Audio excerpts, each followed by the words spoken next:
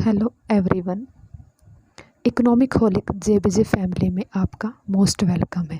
I hope आप सब happy और हेल्दी होंगे।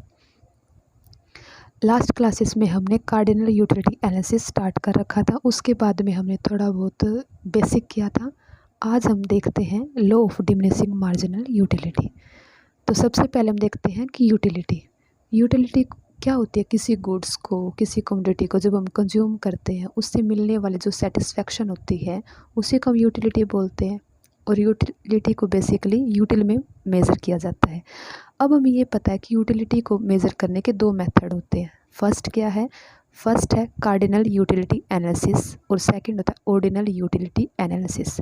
हम फर्स्ट क्या कर रहे थे? हम कर रहे थे कार्डिनल यूटिलिटी एनालिसिस। इसको दिया था एल्फ्रेड मार्शल ने। अब कार्डिनल का हमें पता है कि इसमें क्या है, जिसमें यूटिलिटी, कार्डिनल का मतलब एक तरीके से हम ओवरव्यू क्या है कि जो यूटिलिटी होती है उसको हम नंबर्स में बता सकते हैं कि हमने किसी गुड्स को कंज्यूम किया, उससे हमें कितनी यूटिलिटी मिल रही है। 2 यूटिल मिल रही है, 5 मिल रही है, 10 मिल रही है। वो कहीं न क्या बताती है कि कार्डिनल नंबर्स में हम बता सकते हैं कि हमें कितनी सेटिस्फेक्शन मिल रही है। अब कार्डिनल यूटिलिटी को आगे क्या है कि इसके 2 लॉ पे डिपेंड होती है, मतलब 2 लॉ और आते हैं इसमें। फर्स्ट है law of diminishing marginal utility, second है law of equi marginal utility. और ये दोनों लॉ है वो दिए थे H जॉनसन ने इन 1854 में।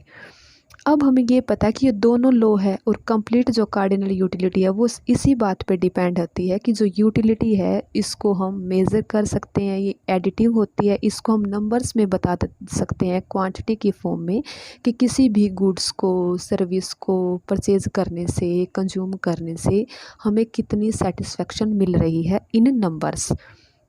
तो हम आज करेंगे first law of diminishing marginal utility.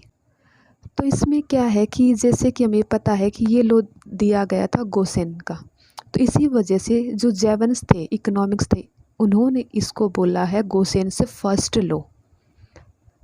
लेकिन जो मार्शल था उन्होंने इस पे इतना काम किया कि इसको बेसिकली ये भी बोलते हैं कि ये जो law of diminishing marginal utility है मार्शल द्वारा भी दी गई है। मतलब एक तरीके से उन्होंने इतनी अच्छी तरह से इसको एक्सप्लेन किया था। तो अगर क्वेश्चन ये आए कि जो law of diminishing marginal utility है वो किसका लॉ है, तो वो आएगा गोसेन से फर्स्ट लॉ। लेकिन अगर ये पूछे कि गोसेन फर्स्ट लॉ की जो टर्म थी वो किसने दी थी, तो वो दी थी जेवन्स ने। अब हम जैसे कि हमें इसके नाम से ही पता चल रहा है क्या है कि law of diminishing marginal utility की जो यूटिलिटी है हमारे पास वो धीरे धीरे डिमिनिश हो रही है। लेकिन बात यहाँ कर रखी है मार्जिनल यूटिलिटी की। जैसे हमने लास्ट लेक्चर में गया था कि मार्जिनल यूटिलिटी क्या होती है कि जैसे हम किसी एक यूनिट से दूसरी यूनिट को परचेज करते हैं तो जो अपनी डिफरेंस आता है कि हमने जब फर्स्ट यूनिट को परचेज़ किया, फिर हमने सेकंड यूनिट को परचेज़ किया, तो उसमें जो यूटिलिटी में डिफरेंस आता है टोटल यूटिलिटी में, वो जो डिफरेंस होता है वो मार्जिनल यूटिलिटी होता है। तो कि जैसे जैसे हम एक्स्ट्रा यूनिट्स को कंज्यूम करते जाते हैं तो जो टोटल यूटिलिटी में जो डिफरेंस आता जाता है वो मार्जिनल यूटिलिटी होता है। एक तरीके से जो चेंज आता है जो हम फील करते हैं कि जब हमने फर्स्ट यूटिलिटी कंज्यूम की तो हमें कितना अच्छा लग रहा था, जब हमने सेकंड यूनिट कंज्यूम की तो तब हमें कैसा लग रहा था, उससे कम अच्छा लग रहा था, फिर हमें उससे और कम जब ये अपनी जो सेटिस्फेक्शन होती है उसको हम क्या करते हैं नंबर्स में बताते हैं। तो इसमें क्या है तो डिमिनिशिंग मार्जिनल यूटिलिटी की जो यूटिलिटी थी वो धीरे धीरे कम होती जा रही है। अब इसकी डेफिनेशन पे करते हैं कि जैसे as we consume more and more units of a commodity the marginal utility of the commodity decrease for us। Simple सी यही लाइन है कि जैसे हम किसी कमोडिटी को परचेज़ करते जाएंगे उसकी यूनिट हम और ज़्यादा कंज्यूम करेंगे तो उससे जो मिलने वाली अपने पास जो यूटिलिटी होती है, मार्जिनल यूटिलिटी होती है, वो धीरे धीरे डिक्रीज होती जाएगी। अब इसमें क्या है कि ये कुछ एक अजम्पशंस पे, लिमिटेशन पे बेस्ड होती है। ये जो लॉ है, law of diminishing marginal utility, आपको मैं अजम्पशंस करवाने से पहले, इसकी लिमिट बताने से पहले मैं आपको इसके टेबल की फॉर्म में बता देती हूँ। जब आप टेबल में देखोगे, टेबल से देखोगे और जब हम दोनों को कंपेयर करेंगे, साथ में अजम्पशंस को कंपेयर करेंगे और साथ में हम टेबल को देखेंगे तो आपको ये पूरा लॉ कंप्लीट अंडरस्टैंड हो जाएगा। फर्स्ट इसमें क्या है, जैसे हम क्वांटिटी दे रखी है, जब फर्स्ट फर्स्ट में क्या है क्वांटिटी, सेकंड में क्या है मार्जिनल यूटिलिटी। अब हमें पता है कि यूटिलिटी को हम किस में मेजर करते हैं, यूटिल में मेजर करते हैं। अब इसमें क्या है, जैसे हम फर्स्ट यूनिट लेते हैं तो हमारी मार्जिनल यूटिलिटी कितनी है, 24 है। जब हम सेकंड लेते हैं तो 18 हो जाती है, मतलब कम हो रही है कहीं ना कहीं। जब हम थर्ड लेते हैं तो हमारे पास मार्जिनल यूटिलिटी 12 हो जाती है। फिर फोर्थ पे क्या है 6 हो जाती है, और फिफ्थ पे क्या है 0 हो जाती है। और इस 0 पे क्या है अपनी टोटल यूटिलिटी मैक्सिमम होती है।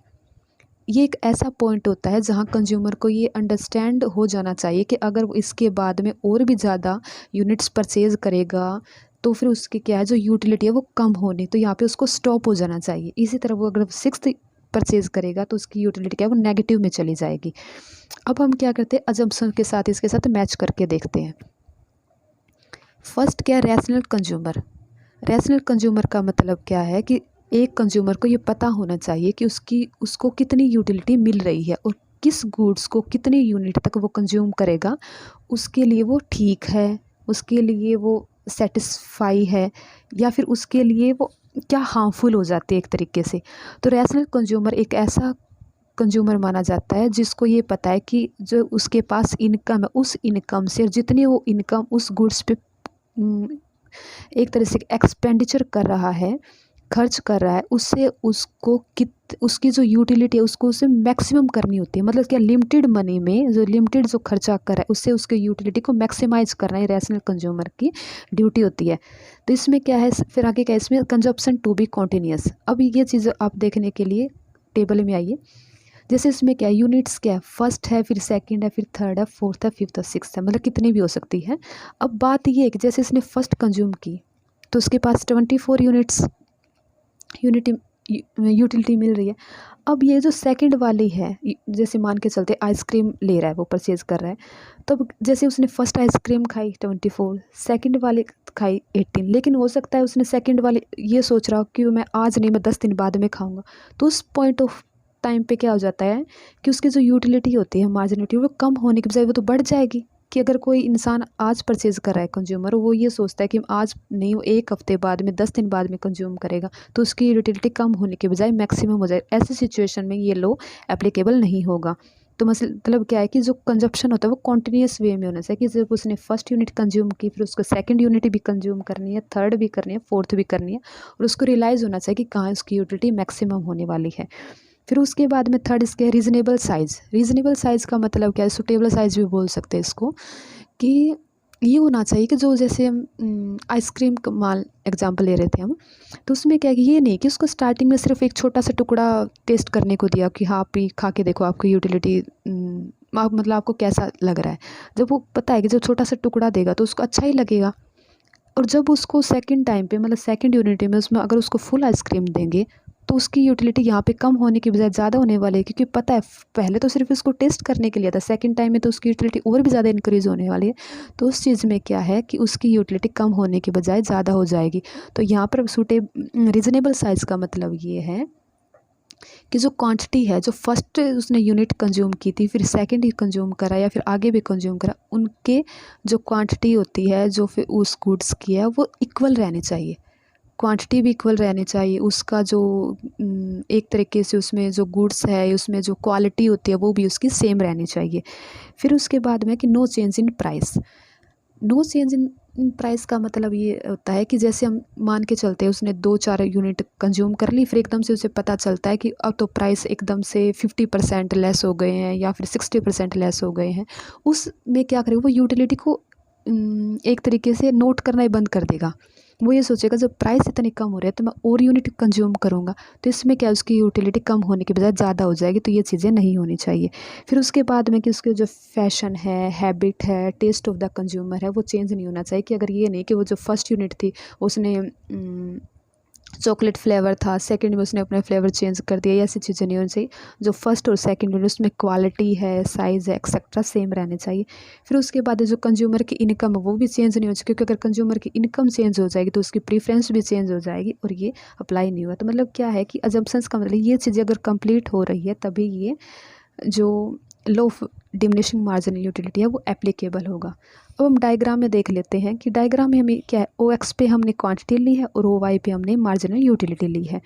अब हमें ये पता है जो फर्स्ट यूनिट कंज्यूम कर रहा है, तो जैसे कि ए पॉइंट पे क्या है, उसकी यूटिलिटी 24 है, तो वो ए पॉइंट पे आएगा। सेकंड जब कंज्यूम करेगा वो क्वांटिटी, तो उस क्या है, यूटिलिटी उसकी 18 हो जाएगी, तो वो बी पॉइंट पे आ जाएगा। फिर जो से थर्ड करेगा तो सी पॉइंट पे, धीरे धीरे क्या यूटिलिटी डिक्रीज होती जा रही है। फिर फोर्थ पे क्या है, वो डी पॉइंट पे आ जाएगा। फिफ्थ क्या है कि वो ई पॉइंट पे आ जाएगी। यहाँ पे ये नोट करने वाली बात है कि इसको सैचुरेशन पॉइंट भी बोलते हैं। अगर जैसे कि हम इस पॉइंट पे क्या टोटल यूटिलिटी वो मैक्सिमम हो जाती है। ये एक ऐसा पॉइंट होता है जहाँ से क्या है कि इस पॉइंट तक जो टोटल यूटिलिटी होती है अपनी वो इंक्रीजिंग रेट में बढ़ती है। इस पॉइंट पे वो मैक्सिमम हो जाती है और इसके बाद जो पॉइंट आता है उसमें वो डिक्रीजिंग रेट से बढ़ना स्टार्ट कर देती है।